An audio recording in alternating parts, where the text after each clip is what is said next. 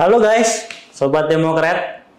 Bersama kami saat ini sudah hadir Bung Agung Nugroho, politikus muda yang lagi rising star ini di Provinsi Riau ya.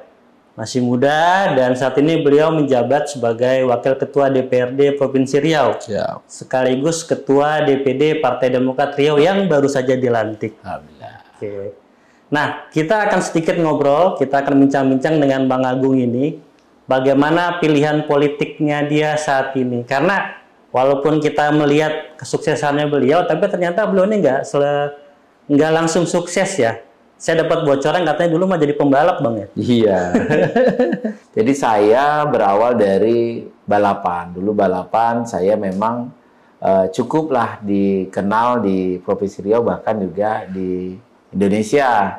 Ada di dalam diri saya ini, gitu kan, yang selalu ingin berkompetisi, gitu kan. Artinya memberikan yang terbaik. Namun di dalam jalurnya yang tepat, gitu kan. Artinya kalau di balapan tentu di dalam sirkuit balapannya. Namun kalau ketika sudah selesai tentu selesai pula. Nah itu gimana ceritanya? Gimana seorang pembalap ini kemudian memutuskan akhirnya memilih untuk terjun dalam dunia politik dan akhirnya kemudian masuk Demokrat? Jadi saya memang pada waktu itu niat saya memang udah pada waktu puncak-puncaknya saya harus berhenti ini dari balapan karena saya melihat ikutan balapan road race seperti itu ya Mas ya. Saya lihat bahwa ini ada waktunya. Ketika nanti umur saya sudah tua tentu saya nggak sanggup lagi, nggak kuat lagi. Jadi ketika saya memilihlah untuk memang bercita-cita ketika memang sudah pada waktu kuliah itu masih semester 1 semester 2. Saya memang sudah cita-cita di tamat kuliah itu ingin menjadi orang politik, Mas. Yang saya kenal dari dulu hingga sekarang, dari Pak Soekarno, ya Mas ya, Bung Hatta, begitu kan, Pak SBY yang kita cintai, yang kita sangat idolakan gitu, sampai hingga hari ini, baik itu di luar negeri maupun di dalam negeri, kalau kita cerita Indonesia ini kan banyak sekali. Tidak ada satupun orang yang hebat itu tidak berpolitik, Mas. Jadi saya berpikir begitu, loh, kenapa saya harus takut di politik itu? Kenapa saya harus malu-malu? Saatnya ketika saya muda, saya harus terjun ke politik. Jangan saya tunggu tua. Setelah menjadi Ketua KNPI Kota Pekanbaru, saya akhirnya fokus juga di sana. Sambillah saya mulai sudah tamat kuliah gitu di sana ya. Setelah saya jadi Ketua KNPI, berjalan saya tamat kuliah. Akhirnya saya mulai masuk di usaha, Mas, pengusaha. Saya juga pengusaha.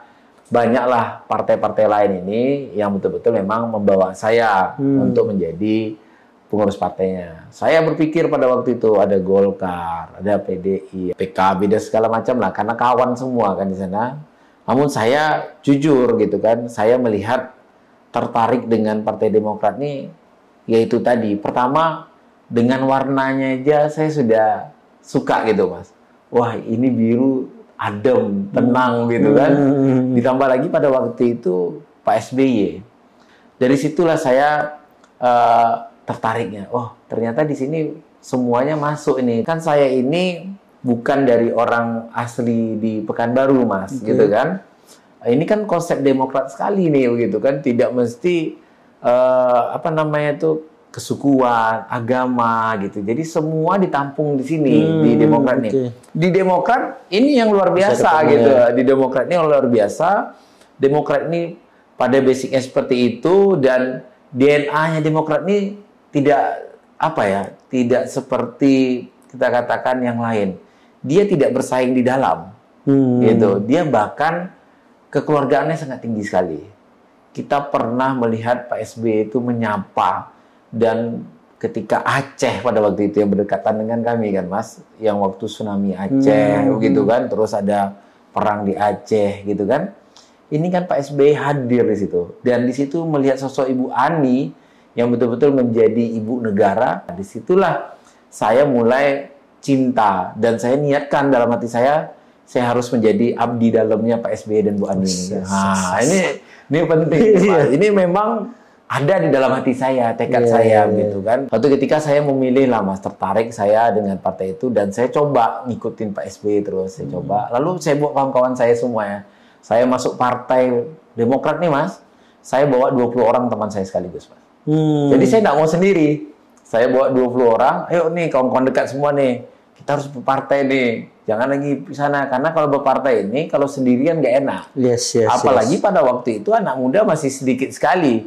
Karena kan anak muda itu selalu dianggap kecil. Satu, dianggap kurang berpengalaman, kurang pintar gitu kan. Jadi kita harus sama-sama nih gitu. Jadi ya kalau anak muda dianggap kurang pintar, kita harus pintar-pintar gitu lah ceritanya ya kan.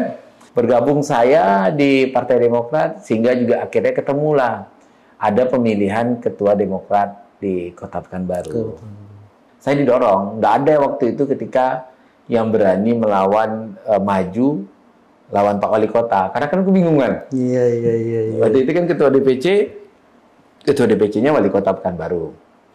Ketua DPC Wali Kota Pekanbaru, gitu, sudah itu juga calon gubernur yang sudah dapat tiket dari kita. Jadi emang nggak geper tuh menghadapi lawan politik yang dalam konteks tadi kayaknya kuat gitu loh. Ya, jadi memang ini persoalan terkait organisasi, ya, pengalaman. Iya. Di partai ini juga pengalaman, gitu kan. Ketika kita belum punya pengalaman, tentu kita keteteran, Mas, gitu kan. Kita kebingungan menghadapinya, karena kan memang sebenarnya kita jumpa orang itu berbeda-beda. Bagaimana cara menyikapinya, bagaimana cara mengatasinya, gitu kan. Sama juga dengan misalnya ada terjadi keributan di daerah rumah kita. Kalau kita orang yang berorganisasi tentu beda. Ada caranya. Jadi sudah punya basic memang dari kecil. Sehingga ada pula lagi musyawarah cabang. Gitu kan? Ya sudah, karena sudah didukung sama teman-teman. Ini kan dorongan teman-teman nih, PAC dulu, Mas. Kebetulan saya dulu pernah menjadi pengurus PAC, pengurus juga di DPD, gitu. Saya pernah menjadi pengurus di DPD. Karena didorong sama teman-teman ini, saya maju saja. Bagi saya, kalah dan menang itu bukan di situ finalnya, tapi adalah sebenarnya proses kita mau jadi di situ, Mas. Kalau kalah menang ini kan sudah takdir ini. Bagi saya, wah, udahlah kalau gitu kita ikut saja. Minimal kalau tidak menang kita lawan wali kota, minimal kita pernah pesaing wali kota. Wah, kan gitu ini sejarahnya. Jatuhnya di atas langit lah ya. Iyalah, gitu kan. Jadi daftar saya kan sama teman-teman, daftar, ketika daftar solid gitu, solid. Pada waktu itu yang menjadi ketua BPOKK Pak almarhum Edi Pramono, ya. Jadi Pak PW yang kita akrab menyampainya, beliaulah menjadi ketua BPOKK. Lalu pimpinan sidangnya Pak Sarjan Taher. Saya undang lagi dia kemarin. Saya undang lagi kemarin. Inilah Demokrat itu, Mas, yang hebat, dan supaya teman-teman tahu juga nih, baik yang di Demokrat maupun tidak di Demokrat, maupun kawan-kawan yang bingung-bingung memilih partai, saya sekedar mengasih tahu kepada kawan-kawan ini, di Demokrat itu tidak ada intervensi dari atas. Semuanya sesuai dengan ADRT. Semuanya sesuai dengan PO. Saya, kalau ada intervensi itu, saya tidak jadi ketua DPD hari ini. Karena tidak akan mungkin jadi ketua DPC pada waktu itu. Jadi waktu itu ada pemilihan. Pemilihan yang sangat sengit. Diskor lah sidang itu. Diskor sampai waktu 15 menit.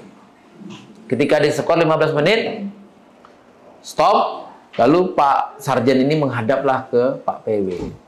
Bahwa menceritakan kondisi, ini nggak mungkin nih, gitu kan. Posisinya di bawah tuh seperti ini. Pak PW jawab apa?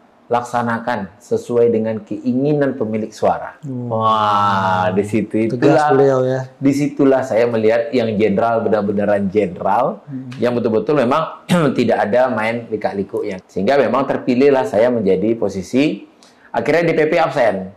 Posisinya menjadi 86.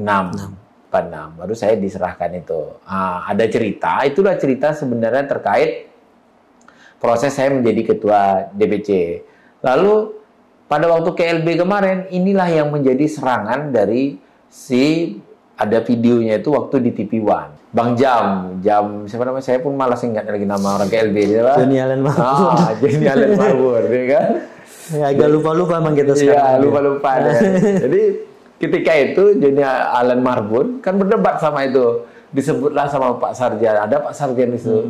Salah satunya disebut tentang Musda Kota Pekanbaru. Nggak benar itu, Sarjan main itu begini. Ternyata kan sebenarnya realitanya benar. Jadi apa yang disampaikan pihak KLB itu satu pun nggak benar. Demokrat itu betul-betul sesuai dengan ADRT dan PO. Dan mekanismenya jalan sesuai dengan nama Demokrat, demokrasi. Nah, itu dia. Jadi beranjaklah dari situ. Jadi ketua DPC, saya juga karena anak muda, ternyata ketika saya caleg gitu kan, saya caleg menjadi caleg di provinsi 2019 ya? Ya. Okay. Saya caleg di provinsi, saya udah jadi ketua DPC dulu, saya caleg di provinsi di Kota Pekanbaru dapilnya. Saya juga termuda di antara caleg itu. Oke. Jadi ternyata juga masyarakat ini luar biasa Mas dengan anak-anak muda ini. Jadi anak-anak muda saja yang kurang kepedean sebenarnya. Kalau pede selesai, karena kan masyarakat juga bilang, wah tentu yang bisa bolak-balik itu kan tentu yang masih fit lah ya, gitu fit, kan tentu. Bugar. Lalu yang itu.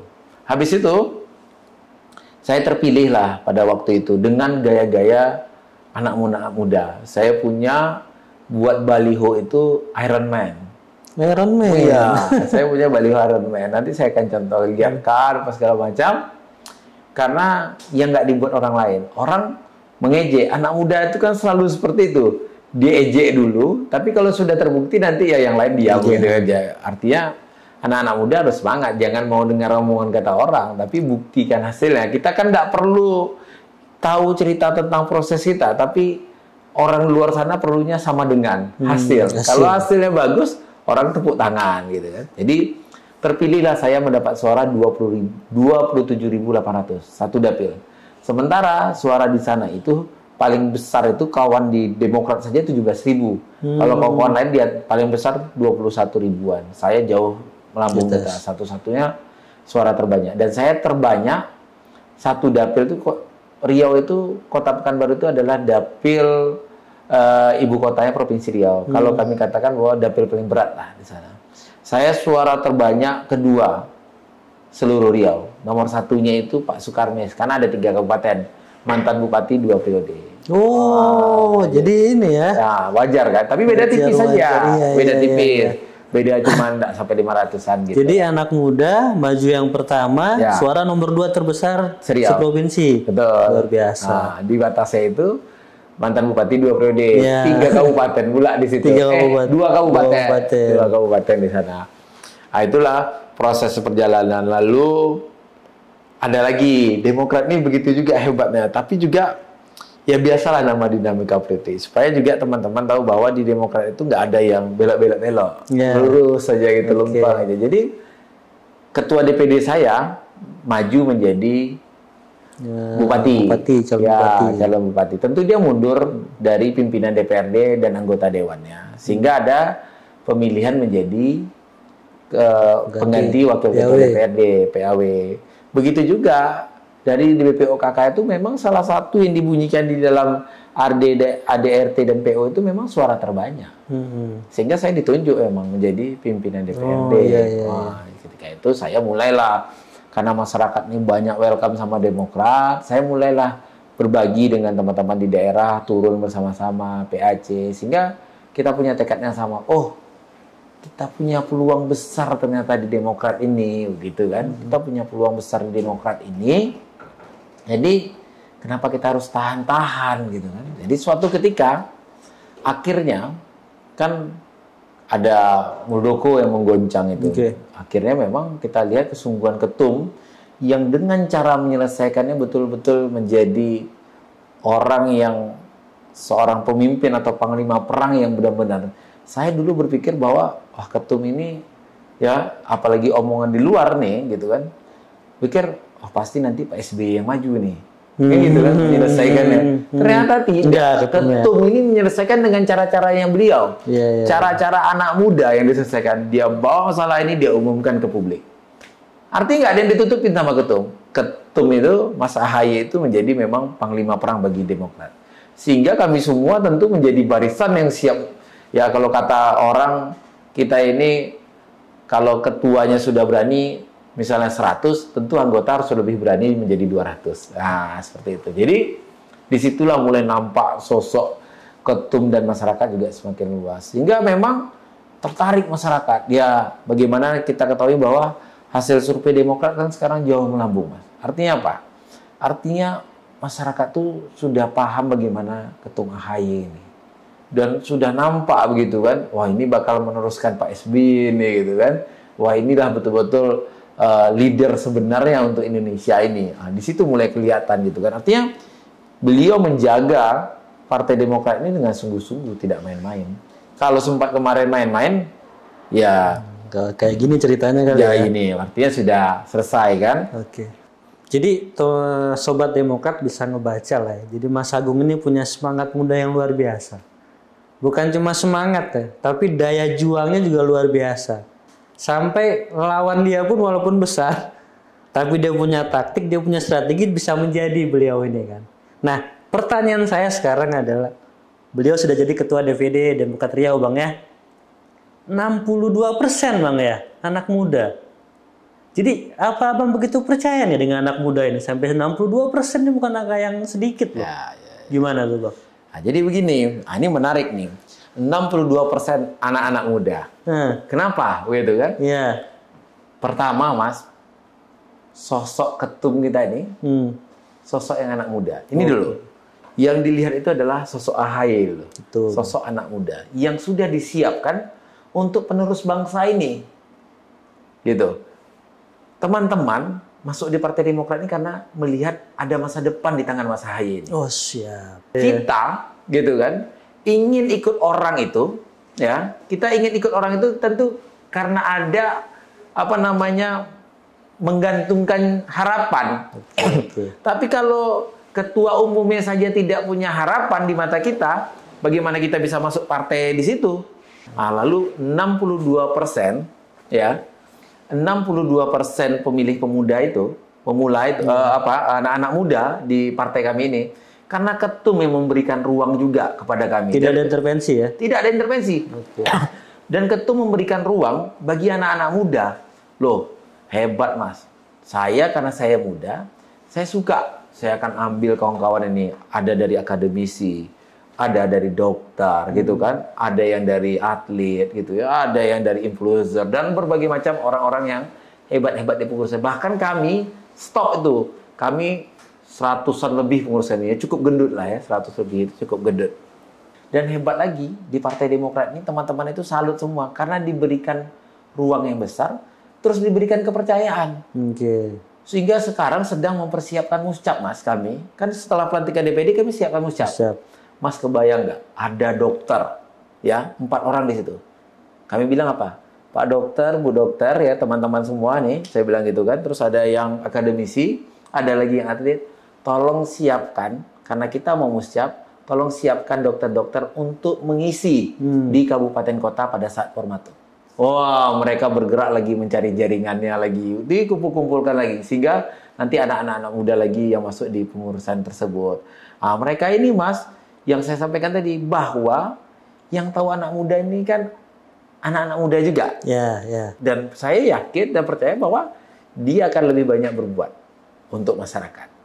Dan besok ke depan 2024 ini, lihat nih proses 2024 ini. Kalau dulu 2019 kita cerita ya, masih banyak 2019 ya.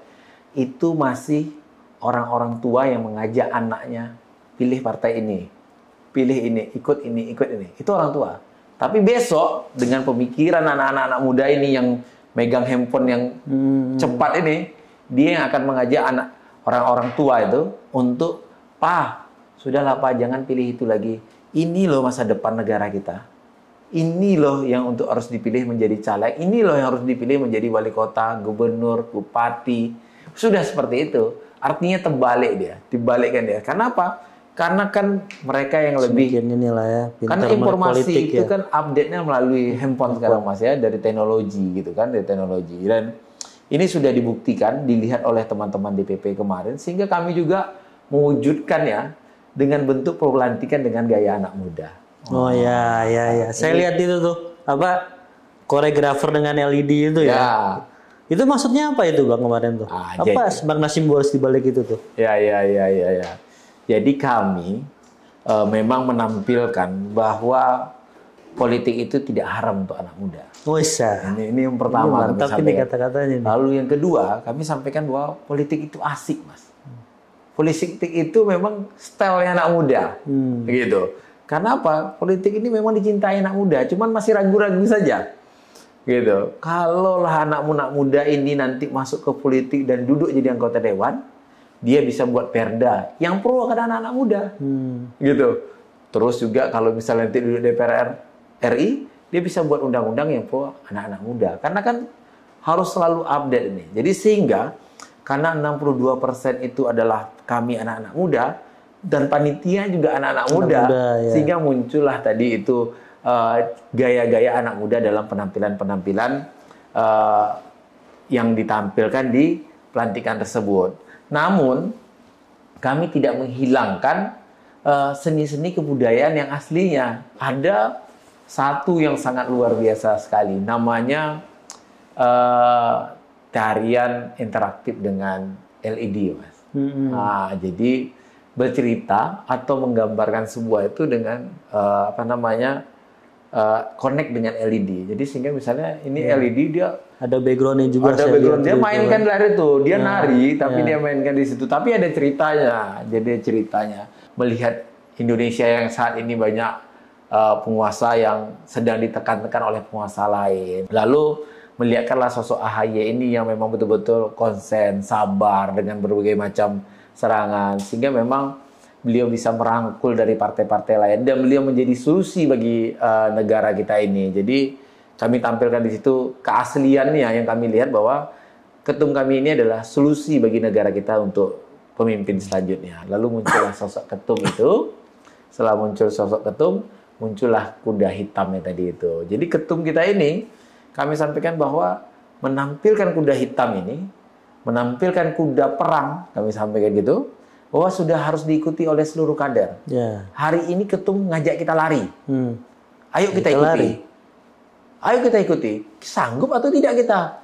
Jangan lagi kita ele-elean. Kita tahu bahwa bagaimana tenaga kuda. Iya kan? Iya. Kita harus tahu bagaimana tenaga kuda. Yang kuat itu kan, kata orang, tenaga kuda gitu kan, lari kuda. Ini kawan-kawan juga harus tahu selera ketum itu sudah mengajak kita untuk berlari. Nggak ada waktunya main-main lagi. Saya juga sudah sampaikan kepada pengurus saya. Saya sampaikan dengan pengurus saya bahwa kita harus tahu dan mengikuti cara-cara kerja ketum. Habis ini kita tak ada lagi berdiam. Mari kita turun ke kabupaten kota. Saya sudah siapkan nih 2 mobil HIS yang di branding foto ketum dan foto saya. Kita sudah mulai keliling nih. Dari kabupaten yang terjauh kami keliling dulu. Baru nanti nginap semalam, kami jumpain tokoh-tokoh dan konsolidasi internal. Artinya apa? Menyampaikan bahwa ketum itu hadir, tapi melalui kami. Gitu. Yang selama ini nonton TV, kadang-kadang jauh di sana ada TV, ada tidak. Ini kita hadir, Mas. Hadir mewakili ketua umum di sana, menyampaikan. Ini akan kita roadshow keliling, semuanya juga membawa pengurus-pengurus baru. Supaya apa? DPC-DPC yang lama itu melihat pengurus baru ini, oh ternyata wajahnya bukan ini aja ya. Wah gitu, jadi punya wajah baru, punya semangat baru. Kita balik sedikit Mas Agung. Jadi tadi kan sudah 62% anak muda ya. Dan semangatnya juga anak muda. Tapi ini kalangan senior kita kan nggak dilupain juga kan? Ada 38%. 38% ya. Ini Mas, yang membuka ruang ini juga bapak-bapak kita yang senior-senior Mas. Abang-abang kita yang senior. Oh iya, ternyata memang kita harus berkolaborasi dengan anak-anak muda. Oke, kesadaran dari mereka juga ada ya? Iya, karena ini kan tidak boleh kita memungkiri zaman. Zaman ini selalu berubah, Mas. Nggak bisa abad ini terus, abad itu terusnya nggak bisa. Nah, disinilah mulai teman-teman yang di sana itu, yang senior-senior, oh iya ternyata kita harus berkolaborasi. Karena besok 2024 itu pemilihnya banyak anak-anak muda. Benar, demografisnya begitu. Itu sudah hampir semua partai yang sedang mencari mengincar-incar anak-anak muda semuanya. Begitu juga yang senior-senior, dorong. Tapi alhamdulillah, beda kita sama mereka itu, ya karena ketua umum kita. Ya. Karena ketua umum kita ini betul-betul muda, bukan dibuat-buat muda. Iya. Bukan jiwa muda, tapi memang betul-betul muda, begitu kan. Nggak usah pura-pura ngeplok atau apa, nggak perlu. Ketum senyum aja udah berapa suaranya, gitulah. Artinya, ketum ini punya sesuatu yang bisa kita banggakan. Gitu. Jadi jangan pernah malu lagi. Mas kalau mau tahu, saya kalau kemana-mana itu nggak pernah saya tinggal pin nih. Karena orang udah tahu ini gaya anak Demokrat nih. Yeah. Pas kalau lihat lagi sekarang, kalau di Riau Mas turun, nggak ada yang nama kader Demokrat itu tak rapi. Semua rapi. Karena orang masyarakat tahu kalau rapi, ini pasti dari Partai Demokrat nih. Gitu. Kenapa? Ketua umumnya rapi. Gitu. Jadi ini juga sebuah menarik. Nempel lah ya. Nempel. Wajahnya ketum ke bawah itu nempel lah di Demokrat Riau. Disitulah membuat anak-anak muda, cewek-cewek cantik, ya kan, yang pintar-pintar nih bergabung di Demokrat. Ini yang menjadi semangat kita, semangat Ketua Umum kami, Mas Agus Harimurti Yudhoyono, turun kami rasakan sampai ke bawah semangat itu. Oke. Jadi Bang Agung, tadi ngomong anak muda ini kan berarti kita ngomongin digital ya, perkembangan teknologi informasi ya. Dan ketum kita ini kan sangat concern dengan dunia digital. Nah, salah satu yang concern ketum itu kan sebenarnya kan komunikasi politik di semua lini. Dan ketum ya tadi seperti yang Bang Agung bilang, dia bukan cuma sekedar muda, tapi beneran muda. Yeah. Karena itu beliau itu aktif, mau di Twitter dia aktif, di Facebook dia aktif, di mana lagi YouTube, di Instagram beliau aktif gitu. Nah, harapan kita kan sebenarnya kan juga kader-kader, apalagi kader-kader utama itu juga bisa aktif bermedia sosial dalam konteks 2024 ya. Nah, pandangan Bang Agung gimana tuh kira-kira? Iya. Jadi begini, ini kan memang tinggal menjalankan saja, Mas. Yes. Hari ini nggak ada nih yang semua orang, bisa saya katakan kecuali sudah di atas 70-an ya. Nah, ini saya pikir bahkan 70-an itu masih ada. Masih ada yang lumayan tuh. Sudah punya yang namanya Facebook. Sudah ada yang namanya punya Instagram. Bahkan Facebooknya itu satu orang tapi akunnya dua. Satu lagi untuk ngintip-ngintip gitu. Bahkan di Twitter. Tapi kalau di kami sana kan Facebook sama Instagram. Artinya apa? Ketum ini sangat bagus sekali. Dia menyuruh, tinggal hanya kita saja lagi melaksanakannya. Anak-anak muda ini semuanya, apalagi masa anak-anak muda yang nama Twitter, TikTok, semua sudah main nih. Semua sudah main, laksanakan semua. Ketum sangat bagus, perintahnya sangat jelas. Tolong kepada seluruh kader Demokrat, apalagi kader utama Demokrat gitu kan, buka ruang komunikasi dari segala penjuru. Salah satunya dari media sosial tersebut. Lalu bagaimana masyarakat tahu kalau kita di Partai Demokrat, kalau kita tidak pernah posting Demokrat, gitu. Sehingga ketum itu sebenarnya ingin membuka diri kepada masyarakat melalui kader-kader Demokrat. Begitu juga ketum juga ingin menyampaikan bahwa Demokrat itu sedang bekerja, yaitu lagi menampilkan melalui kader-kader Demokrat melalui media-media sosialnya. Jadi memang tak perlu diragukan lagi, Mas. Jadi jangan ragu-ragu lah, Bang. Ya. Misalnya karena kalau kita menyumbang, waduh ini kan nilai ta'ala, Mas, jangan dipublikasikan. Nah, jadi gimana tuh? Betul. Jadi gini, ada nomor cantik. Semua orang selalu punya nomor cantik di HP ya. Yeah. Betul lah, di handphone kita ini nomor cantik nih, gitu kan.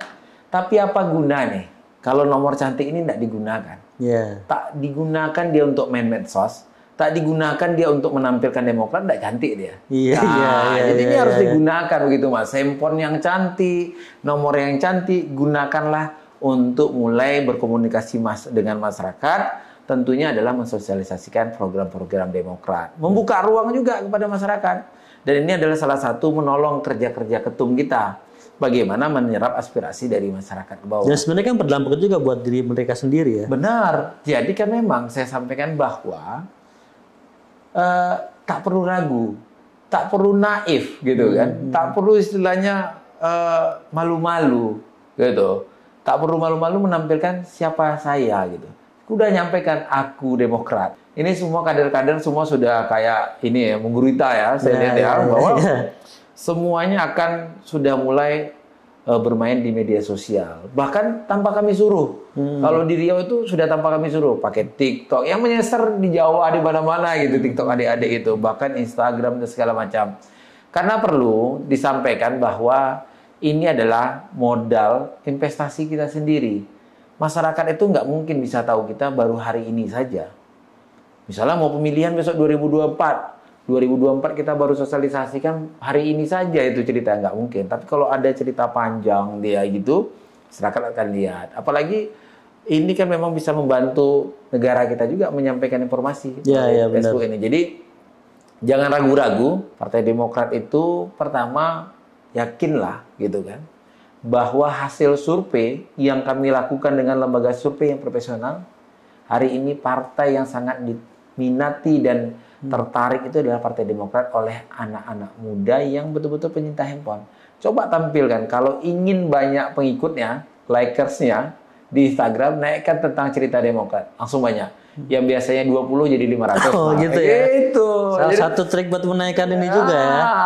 Terus juga Facebook juga begitu, Instagram juga juga seperti itu, Twitter. Jadi jangan pernah malu-malu. Oke. Saya gitu kan, aku gitu, Demokrat. Asik. Saya bangga dengan Demokrat. Ya, gitu Mas. Oke, Bang Agung, mungkin ada closing statement? Ayo boleh. Jadi untuk anak-anak muda, mari tentukan warna dari sekarang, bergabung dengan Partai Demokrat, jadilah anak muda yang sukses di waktu muda, bukan di waktu tua. Terima kasih. Waduh, itu sukses di waktu muda ya, jangan di waktu tua. Itu ke garis tangannya itu, gak disuruh di garis bawah itu.